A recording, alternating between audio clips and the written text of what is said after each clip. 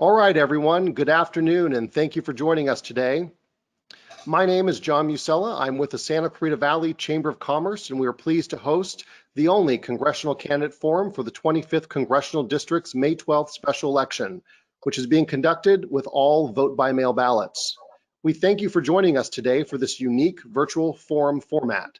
I'm coming to you from my home in Santa Clarita, and each of our candidates today are located at their own separate locations, as is our moderator.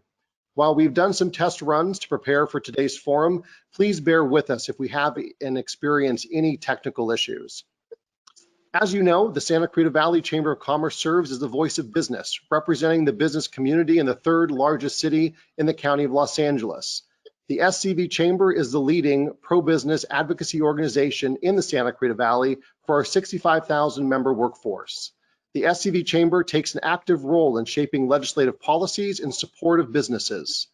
We represent our members before local, regional, state, and federal governmental agencies and provide an open forum for our members to develop policy positions that directly impact our business community. During this COVID-19 pandemic, the SCV Chamber has been offering our entire business community regular and timely updates on emergency funding opportunities, current events, and numerous webinars. I encourage you to visit our website, scvchamber.com, to learn more about all of our upcoming webinars, including our new series called Scaling Up Back to Business, that we are doing in partnership with the SCV EDC.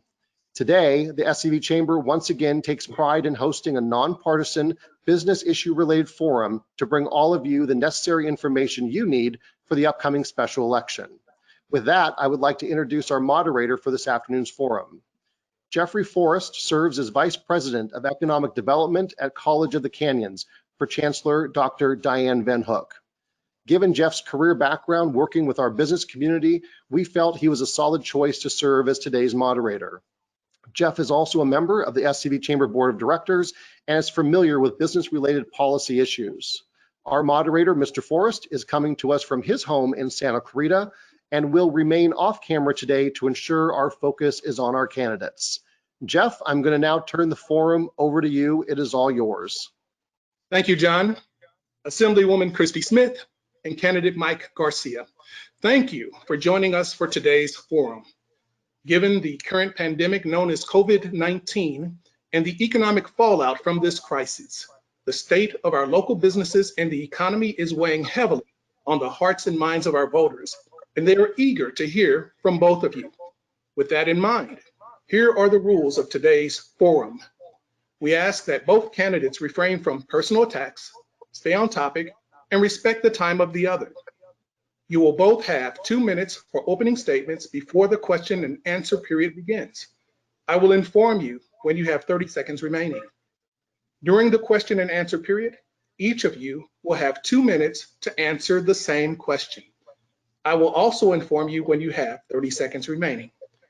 After both of you have responded, there will be a 1-minute rebuttal from the one who addressed the question first. At the end of the question and answer period, each of you will then have 2 minutes to give concluding remarks. With that said, let's begin with opening statements.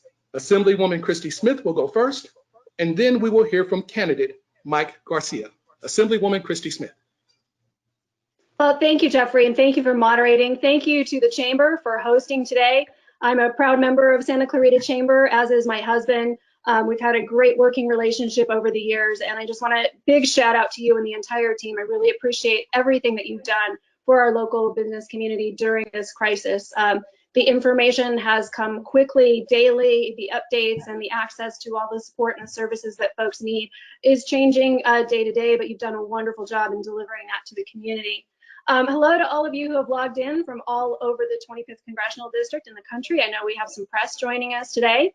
My name is Christy Smith. I currently serve as the Assembly member for the 38th District, which is about 58% of California's 25th Congressional District.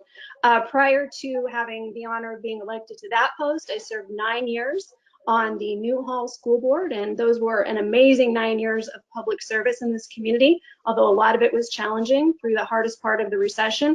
We made, really wise choices to defend our jobs against that crisis and still maintained our excellent standing, like all of our local school districts here, being one of the top achieving districts in the state. And moving on from the Newhall School District, as I said, I'm now currently the California State Legislator representing about 58% of this district.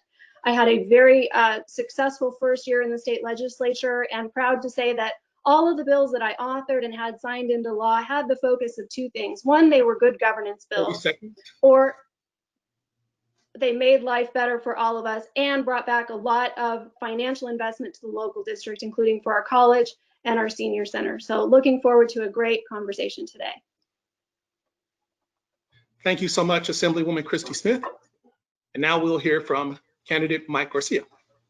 Well, thank you, Jeffrey and John and the rest of the chamber for hosting this, and all the folks on the line. Thanks for joining this. I hope everyone is staying safe and staying healthy. This is an absolutely critical election that we have going on right now, and appreciate you all paying attention. It's critical for a couple of reasons. One, for 7 months, we've had no representation at the federal level in the House of Representatives. That's a shame. We deserve better than that, and hopefully we can get back to the House here with a good representative in a matter of weeks. And then obviously with the crisis going on at the national level with the COVID-19, we need to really ensure that who we're electing to these types of offices have the background and the experience necessary. This isn't a Republican versus Democrat thing. This is about survival. This is about survival for our nation. It's about survival for us as Californians to be able to continue to survive in this state with some of the highest cost of living, and frankly prevent the blunders and unintended consequences of things like AB5 and high taxes from hindering our nation. The country needs leadership. The country needs world experience right now more than ever. You probably all know that I'm a Navy fighter pilot, flew F-18s for the U.S. Navy for about 15 years, flying combat missions into Iraq from aircraft carrier operations. Moved back here to the district, been in the district since 1983 and moved back here in 2009, coming out of the military, serving in the private sector for a large aerospace company where I was had the honor and privilege of leading a $7.5 billion portfolio and about 140 employees. So an absolute thrill to be involved in this. I believe in low taxes, free market capitalism, the Constitution, competition, and above all things, charity to help us get through these tough times. I'm running because I don't want my nation to become what this state has become, which is a victim of poor policy and poor execution. Thank you both. And now we will begin our question and answer period. First question. The federal government has just approved the second round of funding for the CARES Act, which will bring the total amount of this economic stimulus package to more than $2.4 trillion. Despite this infusion of funding, we have more than 16 million unemployed Americans. Is this really the right result for the amount of money we're spending? Given that we're looking to slowly reopen the economy, what should Congress do now, in addition to the CARES Act, to stimulate our economy and get people back to work? Assemblywoman Christy Smith, we'll begin with you.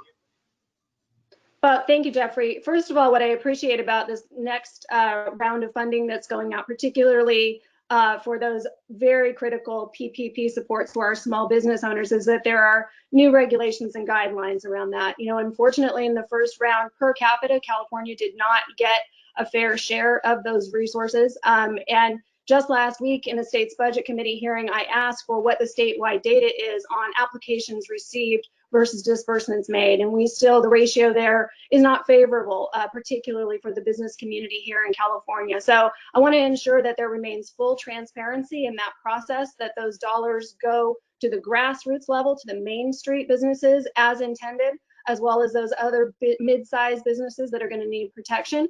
But in terms of what we're going to be able to do to turn this economy back around, it really depends on what the public health infrastructure is to allow us to transition to some people going back to work. And that's heavily reliant, particularly from the perspective of California's 6-point plan, on two things: testing and a public health system that allows us to do some form of contact tracing and isolation if the virus is to flare up in any given area as we start to release people back into public life and into work. So we are exploring that here in California, working very, very hard on ramping up testing, making sure that we've got the investment there and investment on the public health side. Also making sure that people are much more rapidly qualifying for their unemployment insurance so that those financial resources are available to families to continue spending to support themselves in our economy. And then, you know, moving forward, I think you're going to see a package of economic recovery bills come out of the state legislature. If I'm still there in the next couple of weeks when we go back, looking forward to being a part of that. But the federal response has to remain on getting money and resources back in people's pocket while making sure we've got the public health infrastructure for people to be able to safely return to work. Assemblywoman Christy Smith, thank you. Now we'll hear from candidate Mike Garcia. Thank you, Jeffrey. Yeah, I think the biggest thing the federal government can do right now is put politics aside, stop with the partisanship and work together. A lot of these bills are getting held up for partisan politics, for pork deals that are getting injected into them at the last minute. Luckily, this $484 billion phase 3.5 was just released.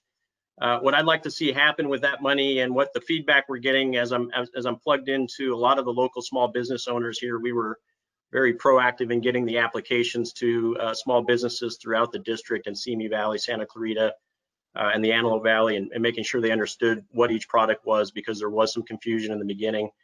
But the feedback that we're getting is that some of the smaller companies here did not get the help that they needed. So what I'm hoping to see with this $484 billion, and we've been very vocal about this, is that the local banks and local credit unions ensure that the smaller mom and pop shops, small businesses defined as 500 employees or less.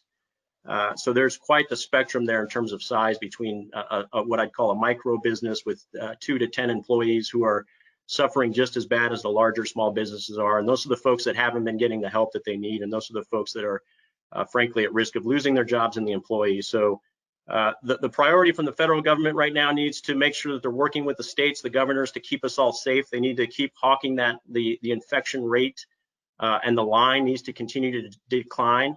But they also need to look for every opportunity to keep these infusions going into the system and making sure that they're getting to the right folks in a timely fashion. And what we need to really start looking at is driving the unemployment line upwards, or downwards rather, so that people are going back to work as soon as they can in a safe fashion, but in a way that we're still mitigating the risks. But we need lower taxes, we need less red tape, and we need to stop the partisanship bickering, frankly. Thank you both. And now, Christy Smith, you have opportunity for a 1-minute rebuttal.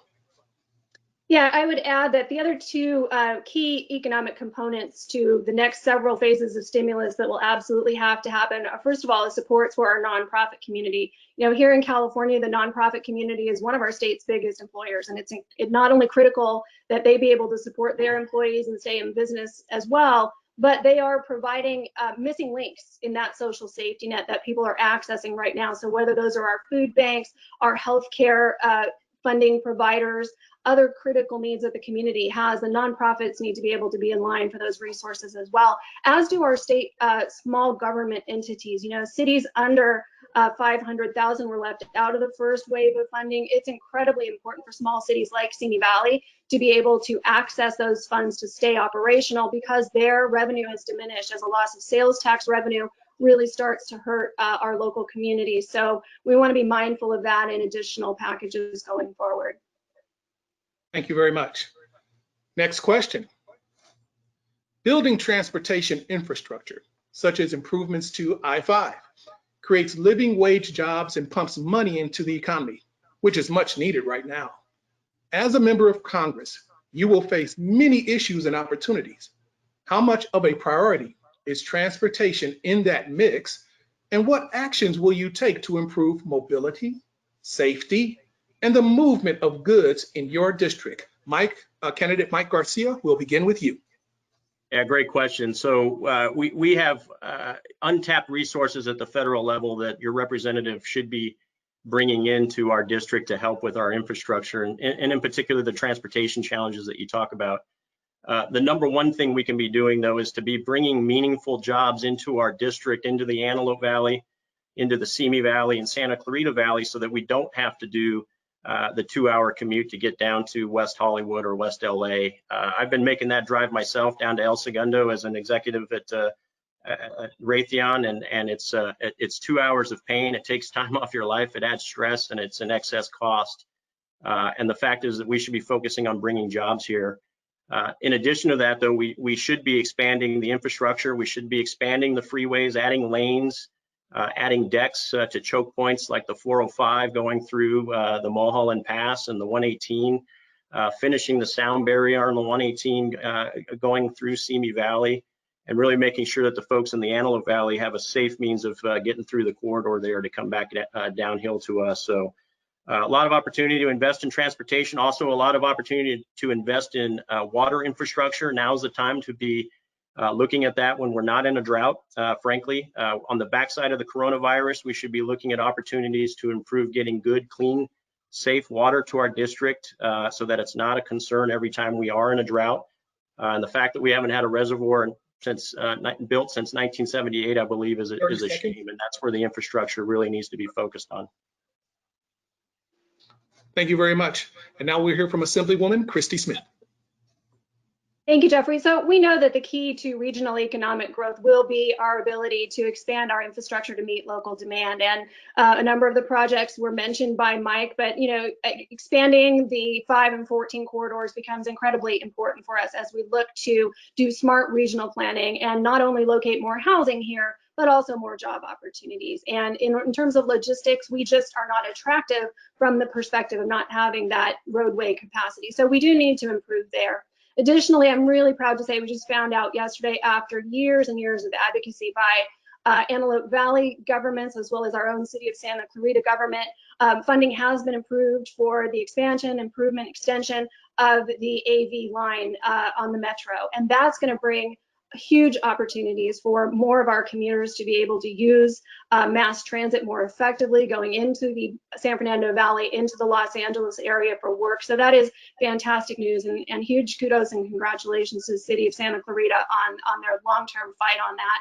But I am looking forward to going to DC and really being an advocate for this infrastructure funding, because as we come out of this COVID crisis, it is exactly those building jobs that can help ease that transition, provide employment opportunities here, while also creating that future roadmap that we know we want here across the North Valley, North County region. So I also, happen to agree with Mike. Water infrastructure is incredibly important. And the one more thing that I will add on this, that this crisis points out more than anything, is that we also need investment in our hospital infrastructure. We are fortunate here to have Henry Mayo and their recent growth, which they have worked so hard for with the community's investment. But unfortunately, the Antelope Valley still continues to struggle with being able to provide healthcare capacity to everyone in the community, and that hospital continues to struggle there. So we want to see investment in our healthcare infrastructure as well. We want to make sure every hospital can meet the challenge of a future crisis like this.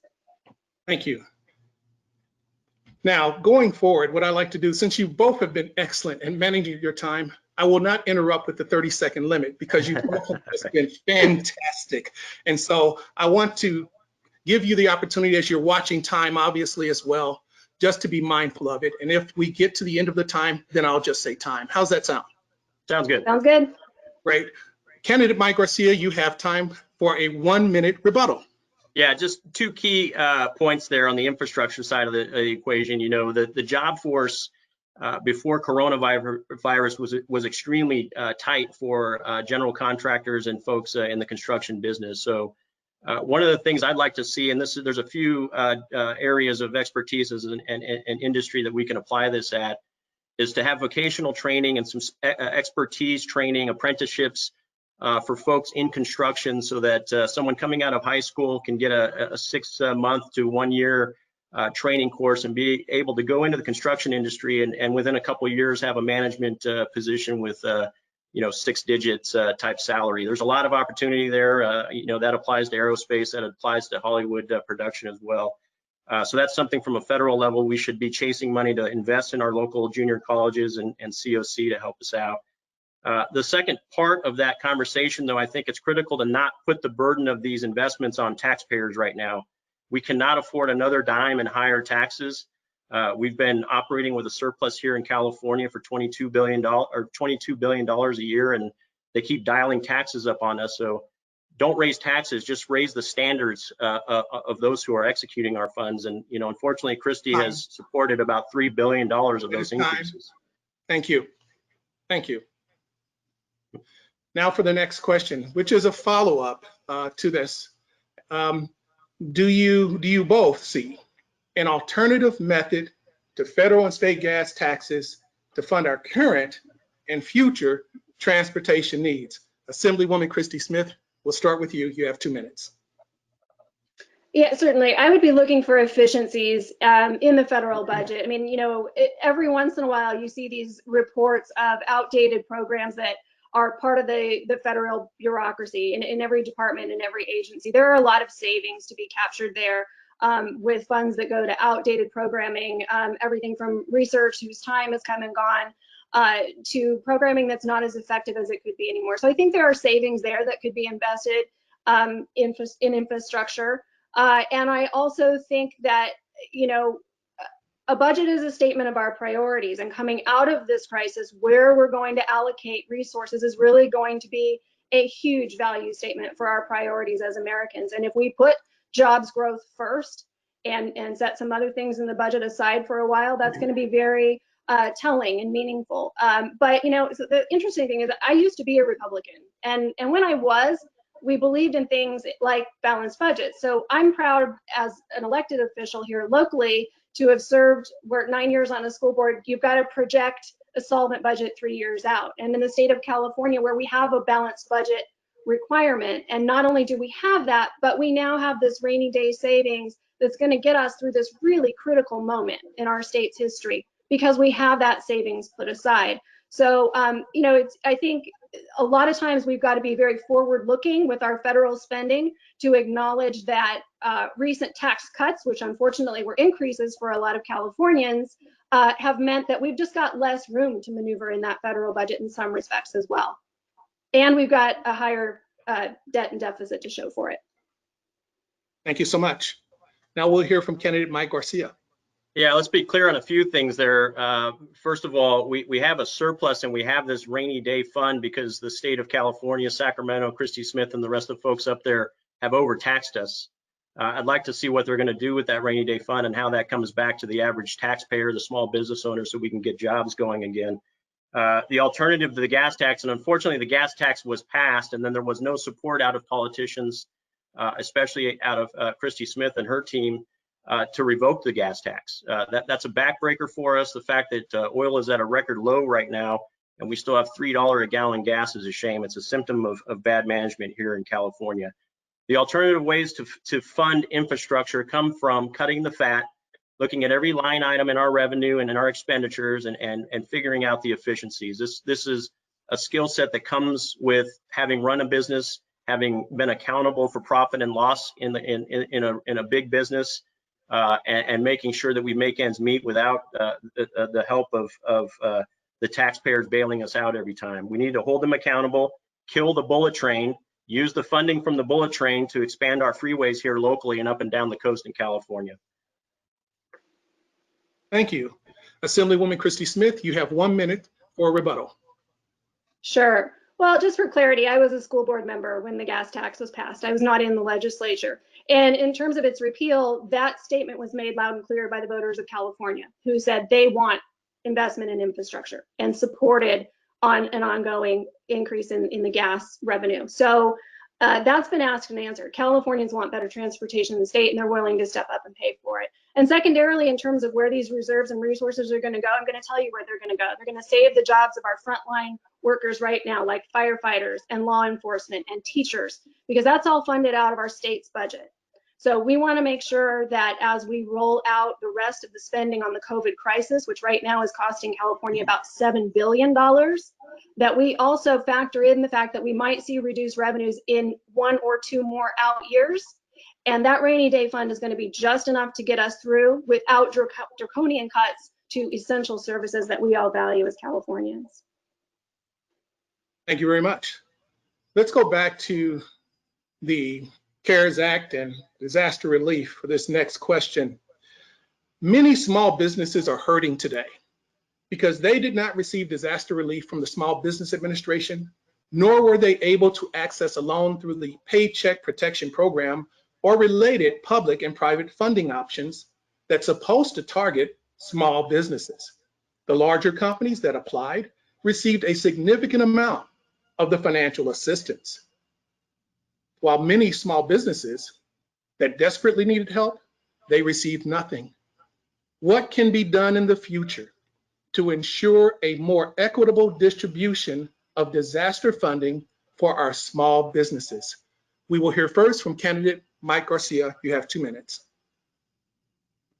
Yeah, I'd say first of all, the first thing that the state should be doing right now to help those small business owners is the thing that was actually breaking their back the hardest before the coronavirus, which was AB 5.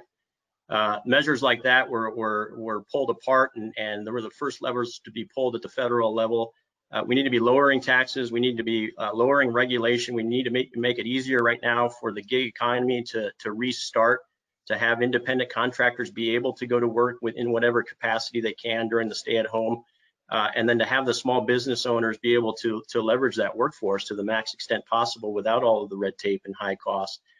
So turn off AB 5 right now. There's no point. Everyone has conceded that it's a bad bill. It needs a lot of work. It's being amended with so many carve-outs that at this point it's all a facade.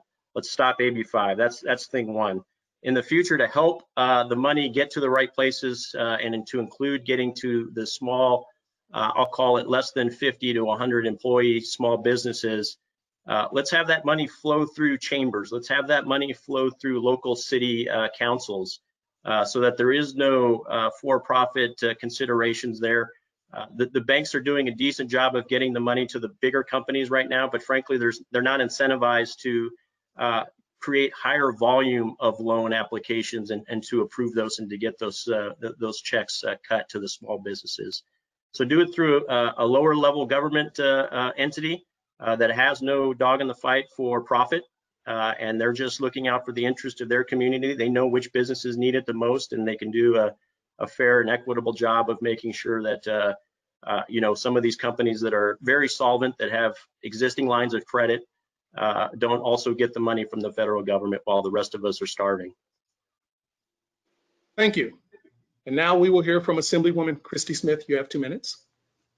Yeah, so I think it's essential that the regulations as each new wave of federal support rolls out are very clear in where this funding and this resource should go.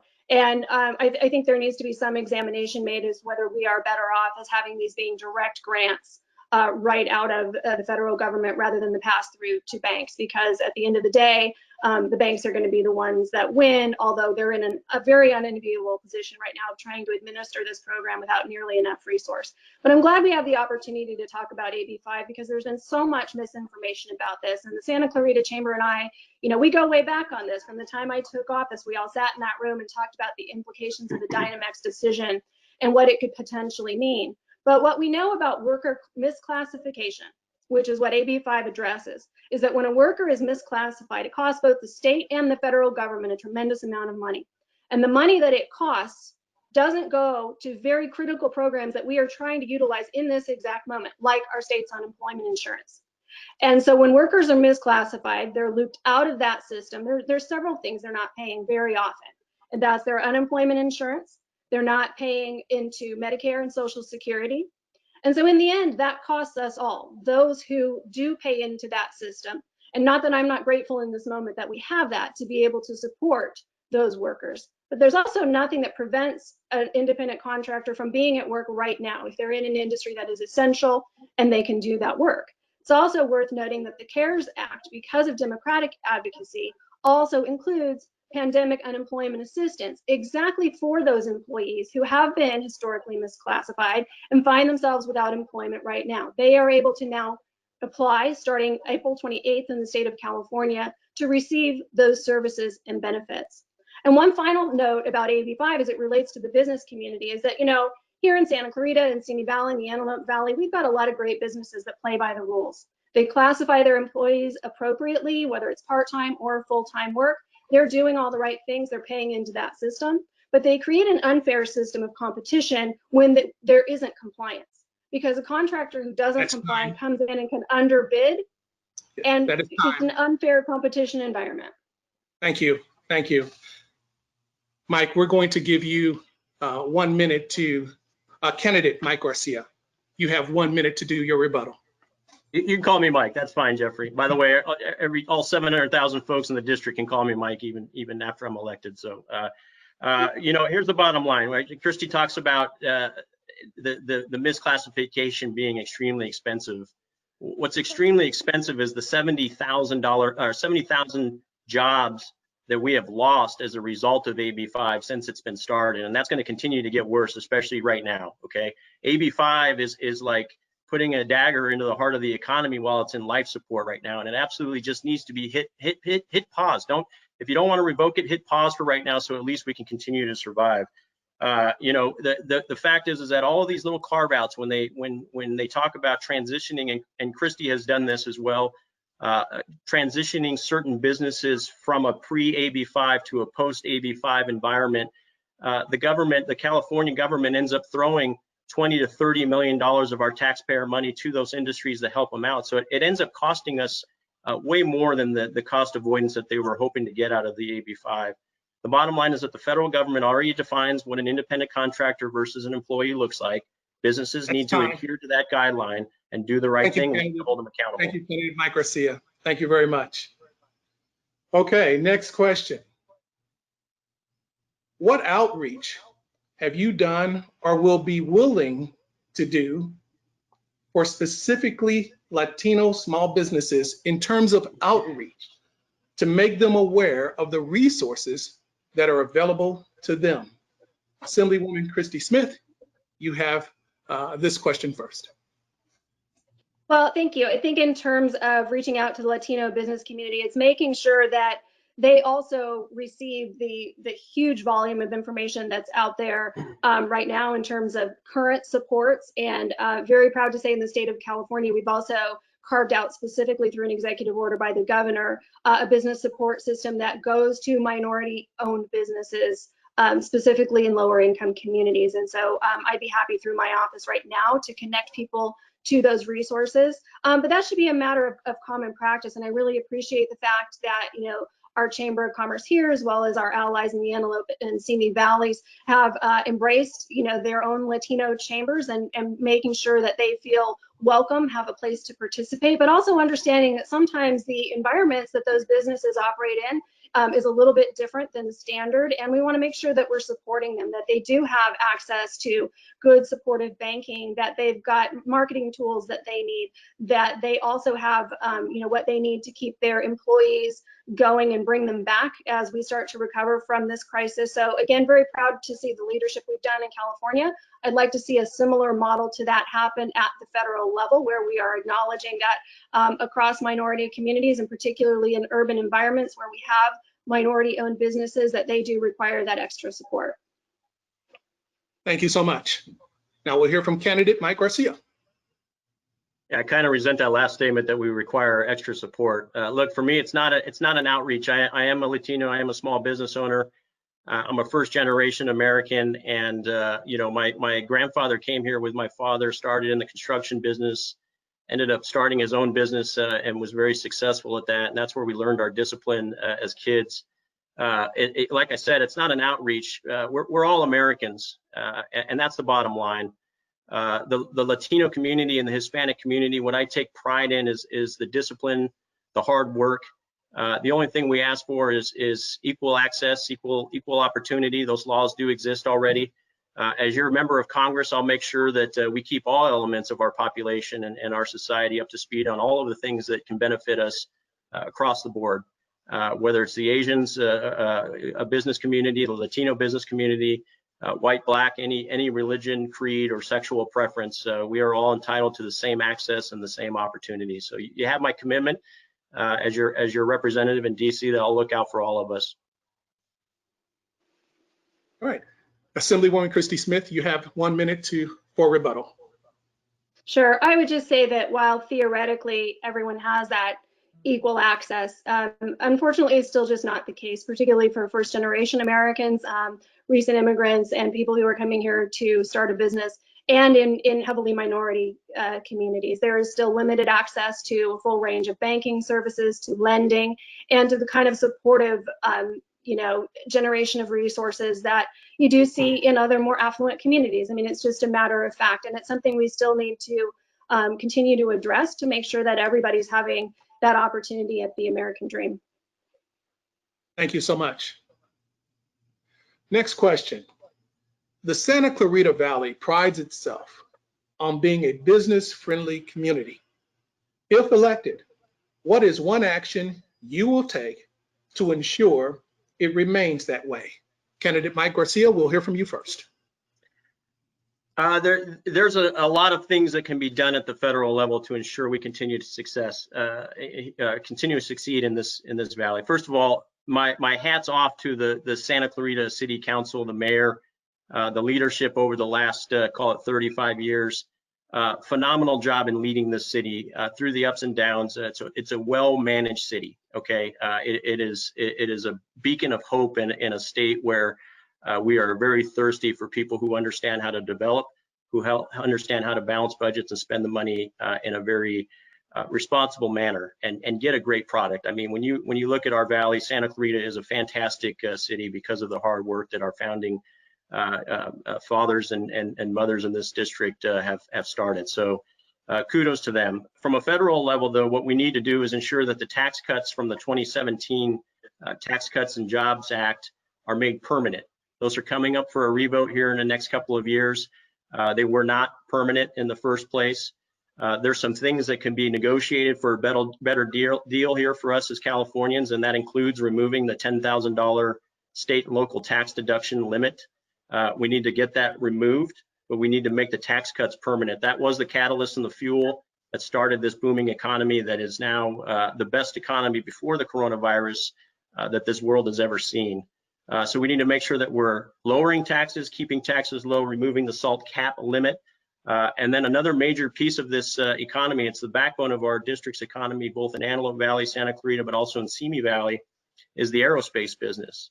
And continuing to invest in the military, to continuing to invest in the high-end jobs, the low-end jobs, and all of the technology that comes with providing our military and our frontline warfighters better technology is a huge benefit, a financial benefit to Santa Clarita, and we need to double down on that. I've been in that industry now for 11 years. I understand what the requirements are, where all the opportunities are. We can bring a lot of aerospace into our district with the new Space Force being stood up. I understand that industry like no one else in the area. Thank you, Candidate Mike Garcia. And now we will hear from Assemblywoman Christy Smith. Well, thank you. So my commitment to you remains the same as what it's been as your state legislator. I've been very proud that one of the initial advisory committees that I set up in my state legislative service has been a business advisory committee, and some of you as chamber members participate in that, and I am grateful for that. So it's going to be extending that outreach now to also include the Antelope Valley, so that everyone at the table, so we're having meaningful conversations about everything from capital investment to accessing capital to the local infrastructure needs. It all becomes one kind of common conversation when it comes to good economic development across a region. And one of my biggest concerns, though, has been that I think with the right kind of investment here, and that is in infrastructure, some additional investment in our education system at both the college level and the high school level, we really can continue to have this kind of great vertically articulated jobs training system, and I want to see us continue to do that. But we also have to marry that with really meaningful and thoughtful economic development planning, and our own Economic Development Corporation here has led the way on that in partnership with the college. And so we need to continue to build on that model, to look for industries that we want to continue to attract, to build on the ones that we already have, and make sure that we are ready for what now is an every 5 to 10 year generational cycle in what the next new technology and jobs front is. So I'm committed to engaging the business community in that work with me, then how we tie that to the resources that could be brought to bear from the federal government level to make sure that we just continue to move and grow here. Thank you so much, Assemblywoman Christy Smith. And now we'll hear from candidate Mike Garcia, who has a 1-minute rebuttal.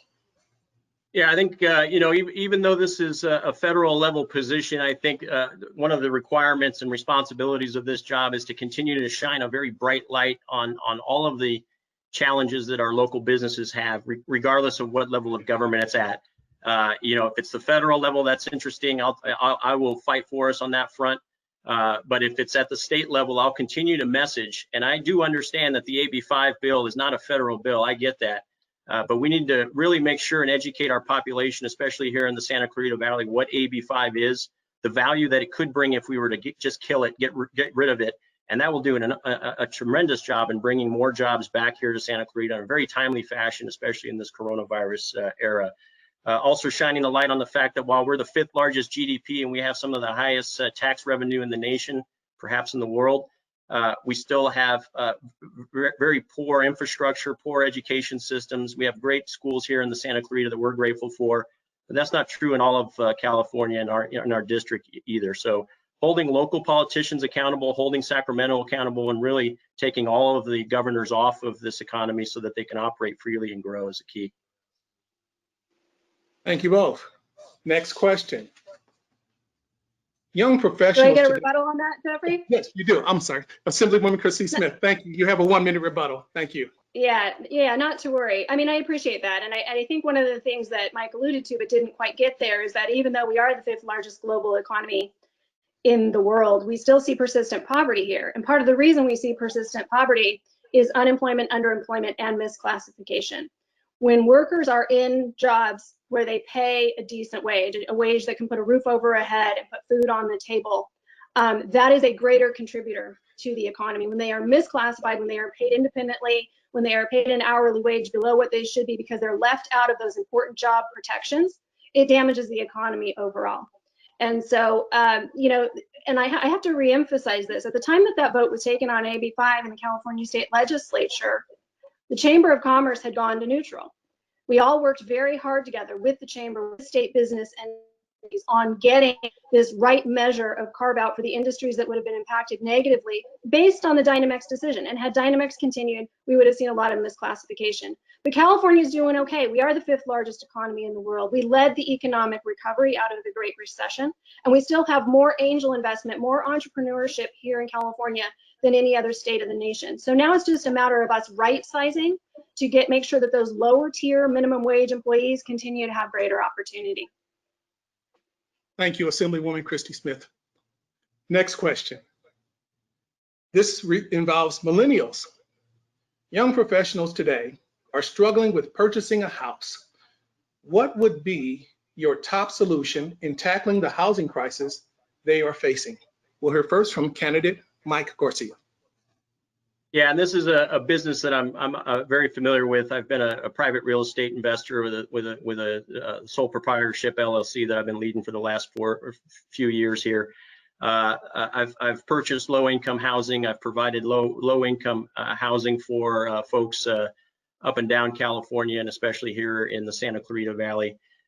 Look, the challenge right now is that the cost to build low-income housing right now in California makes it almost impossible to actually yield a unit that is something that the average college student or millennial can afford. Even 2 millennials who are married with good jobs right now are having a hard time finding a home that's less than $500,000. That's not because necessarily of the California market. That's because before you even put a shovel in the ground in California, the amount of regulations and red tape needed to do that, to get the permits, to get the licensing, the delays, the ownership of the land before you can build, adds up to about $250,000 for just a single family home right there. So you do a deep dive into all the regulations that these developers are looking for, and when they land on the fact that after they make their investments, they end up with a $500,000 unit that no one's going to be able to afford, they decide not to invest in that development.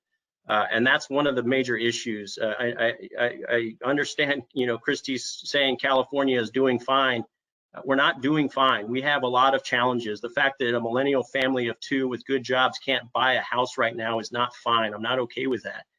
We need to figure out how to cut the red tape, lower taxes, and make sure that we can afford to continue to live in this state. We're getting we're getting taxed like no one's business right now across the board, and frankly, the opportunities aren't here. That's why we're seeing record numbers of families leaving this state for states like Texas and Idaho and Arizona right now. Things aren't fine. Thank you very much. Now we'll hear from Assemblywoman Christy Smith. Sure. I mean, anybody watching California and frankly across the country knows that housing is one of our greatest challenges right now. So I happen to be an advocate, particularly when it comes to our homeless situation, that we treat that as what it is right now, which is a refugee crisis. And so I'm glad during this COVID moment that we are looking at it from that perspective and trying to keep public health safe by providing shelter for the homeless population. But when it comes to building and addressing the state's considerable housing shortage, you know, there's a lot I agree with Mike. You know, most of this comes down to the buy-in entitlements that before you even break ground in California, you're looking at a six-figure investment as a real estate investor. We also have to acknowledge that a lot of us, particularly in communities like here in Santa Clarita, where we like to have our home and a yard, that the new model that millennials might face in their lifetime if they stay in California is simply more density. And there are a lot of communities that have struggled with that. What is that right size, you know, building model of density and density mixed use tied together? We have a local project here, Vista Canyon, which I think is going to serve as a great roadmap for how we do that locally. It's got that equal part of you know, public transportation. It's got density. It's easily accessible. It's near a growth area of the community. I think we're going to need to see more of that right size, smart urban planning.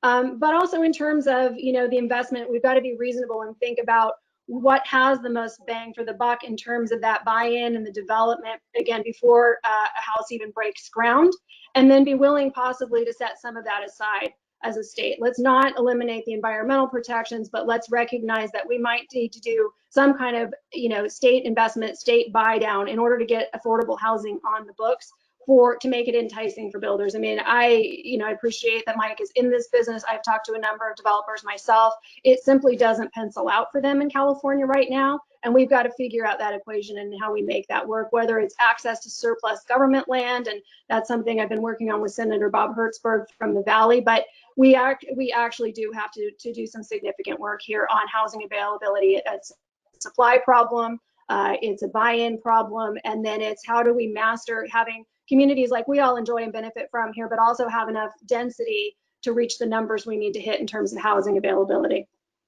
Thank you, Assemblywoman Christy Smith. And now we'll hear from candidate Mike Garcia with a 1-minute rebuttal. Yeah, just real quick on the homeless topic there. You know, it's not a lack of housing necessarily that's causing this homeless problem. It's things like AB 109, Prop 47, Prop 57, terrible legislation, lack of law enforcement or lack of enforcement of the laws. The law enforcement is actually doing a good job of what they can do underneath these principles and guidelines that are coming out of Sacramento. The housing crisis is being driven by a mental health challenge that we're putting our heads in the sand about. We're not paying for, and this is something at a federal level I will chase, is funding for mental health facilities to help the homeless get better, to get treatments and make sure that they're not just recycling through the streets. Same thing with drug addiction. There are no teeth left in the laws in California that force folks who are committing crimes to get rehab for drug abuse and drug addiction. They're just getting, again, recycled through the system. It's costing us billions of dollars. If you want to talk about building homes here and keeping things as affordable as it can be, the last thing you want to do is go after Prop 13, which is why a lot of folks, including a lot of my family members, are still able to live here. Prop 13 grandfathered in the lower property taxes. And again, Christy Smith and the rest of the Dems up in Sacramento continue to fight this Prop 13 and to challenge it, to chip away at it, whether it's for residential or for commercial purposes. These are the opposite of things that we should be doing to help the housing crisis and affordability problems. Thank you, candidate Mike Garcia. Thank you very much. Now we've come to the final question. Do I get a rebuttal on that one, Jeffrey? Oh, yes, I'm so sorry, Assemblywoman Christy Smith. Forgive me. Yes, Thank please. You. Actually, Thank you. I want to be on that one. Then I'm sorry. Excuse me. Go ahead, Christy. Go ahead. No, excuse me, just a second. On this particular question, I believe that this was. That's right. You did. Yeah, that's right. Go ahead. No, yeah. I'm sorry. No. Go ahead, Chris. Yes, Oh, because you. The rules, Mike. You're right. You went first on that. Okay. I'm sorry. Yeah, we're all good. No worries. Now we've come to the final question, and it says, assuming you win the special as well as the general election, what is the one single thing you want to have accomplished during your full 2-year term? And Assemblywoman Christy Smith, we will start with you. 2 minutes. Thank you. I appreciate that. That's a very thoughtful question. And I think given the moment that we're in, the single most important thing is, first of all, we're going to restore America's health. And we're going to make sure that everybody gets to the other side of this crisis, that going forward, we have put funding and resources into every aspect of our government's health delivery system to ensure that we're ready to stand up against a pandemic like this again in the future. But we want everybody healthy. We want to develop therapeutics for this crisis, and we want to have developed a vaccine. Secondarily, I want to make sure that we have got all of the economic infrastructure and support in place for America to fully recover and get back on their feet financially. And so that's going to mean infrastructure investment, which creates jobs. It's going to be continuing to help make people whole for the time being that they need it, for the income that they've lost, and then doing everything that we can to create a productive and robust business environment to get us solidly back on the road to economic recovery sooner rather than later. I think that's going to be the primary focus of both state legislatures and certainly the federal legislature as we come out of this for the next 2 years. Thank you so much, Assemblywoman Christy Smith. And now we'll hear from candidate Mike Garcia. 2 minutes. Yeah, I'm looking forward to leading and being a part of the solution and not part of the problem in Washington, D.C., to bring a level of bipartisan support to make sure that we're bringing answers, especially in this time of need. As we get through the coronavirus, and we will, watching the economy grow as a businessman, as someone who understands national security and national security policy, making sure that we remain the preeminent superpower in the entire world.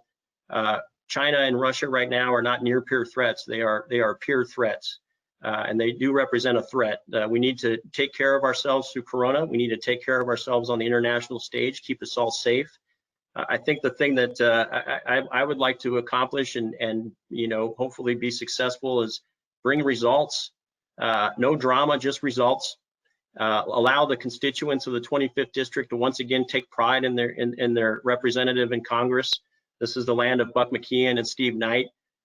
We deserve to be represented by someone who's going to bring dignity to the office, a level of intelligence and experience in the business world, in the military world, and also someone who's doing it as a patriot. I'm doing this as a citizen legislator, giving up my job to serve, once again, giving up my job and making sure that the direction we're heading in as a nation is a very positive and successful one, and that's why I'm doing it. Thank you so much. And now we'll have a rebuttal by Assemblywoman Christy Smith. Sure, no qualms with that. I mean, I think we're on the same page. We're going to be in a unique position in the next 2 years to have a significant need to set partisanship aside and focus on what's best for the recovery of the country. And that's it. Thank you so much.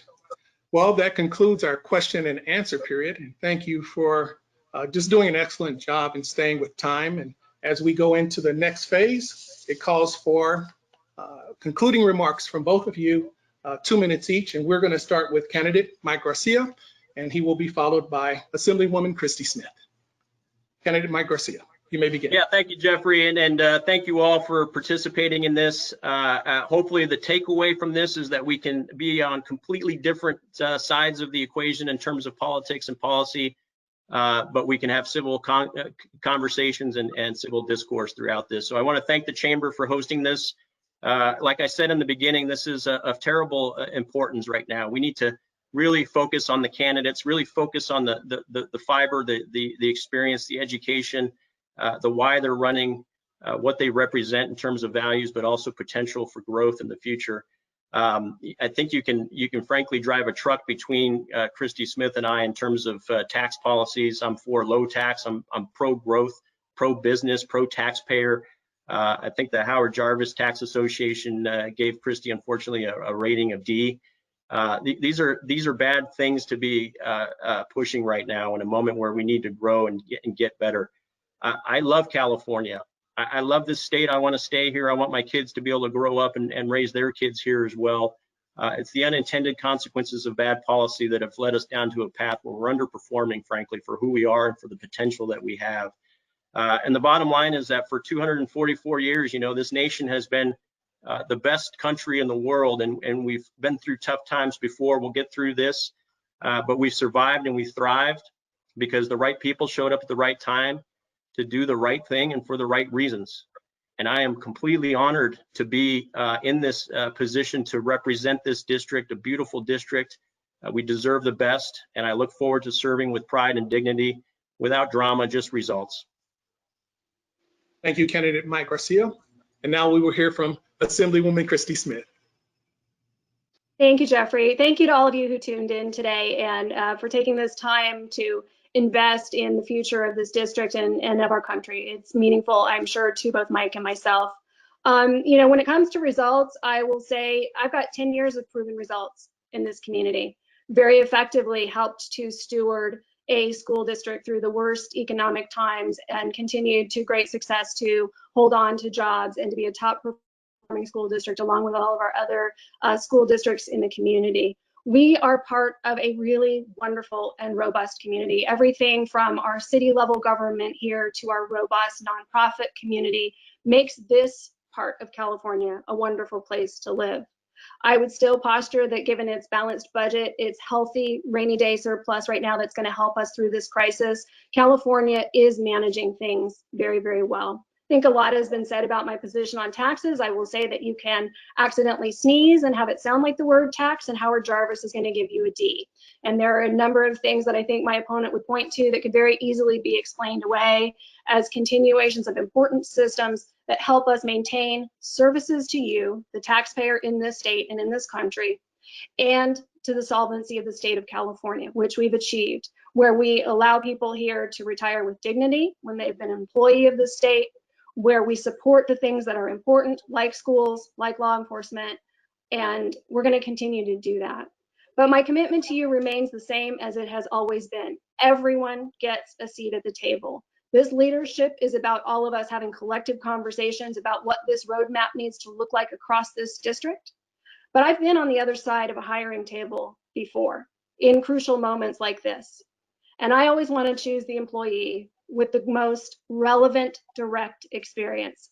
I have 10 years of elected public experience with balanced budgets, with effective policy, with systemic support for every part of our economy, and a whole number and a host of issues that we haven't talked about here, like women's reproductive freedom and equal rights for minority communities, and how we evolve in a community going forward.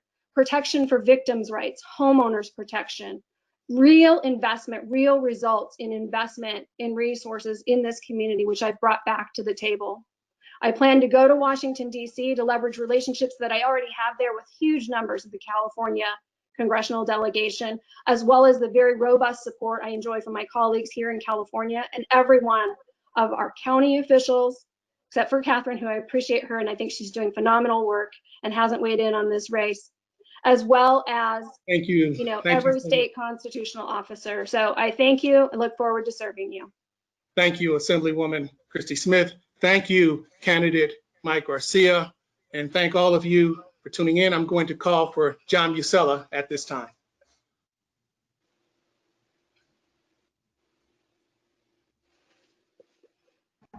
All right, thanks so much, Jeff.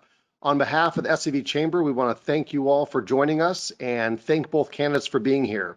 As a reminder, this is a vote by mail election only. All ballots are being mailed, so please remember to postmark your ballot by Election Day, Tuesday, May 12th. We look forward to seeing you all on one of our mini webinars, including our upcoming Back to Business webinar series. Please stay safe and healthy. Remember to wear a face covering when you're out, and please keep practicing social distancing. Thank you all and be well.